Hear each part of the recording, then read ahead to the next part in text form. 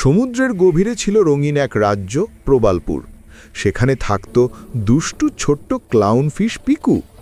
সবাই ভয় পেত একটা অন্ধকার গুহাকে, কারণ নাকি সেখানে আগুন বের করা এক রাক্ষস থাকে। কিন্তু পিকুর মনে প্রশ্ন, জলের নিচে আগুন জ্বলে কিভাবে? তাই একদিন সে লুকিয়ে গুহার দিকে গেল। ভেতরে ঢুকে দেখে রাক্ষস নয়, বিশাল এক জেলিফিশ, নাম ঝিলমিল, পাথরে আটকে আছে। তার শরীরের নীল বেগুনি আলো দেখে সবাই তাকে রাক্ষস ভেবেছিল। পিকু দ্রুত তার বন্ধু কাঁকড়া কটকটিকে নিয়ে এলো। কটকটি পাথর সরালো, পিকু সুর ছাড়ালো। মুক্তি পেয়েই ঝিলমিল খুশিতে পুরো গুহা আলোকিত করে দিল। ঝিলমিল বলল, ধন্যবাদ, এটা নাও আমার জাদুর আলো।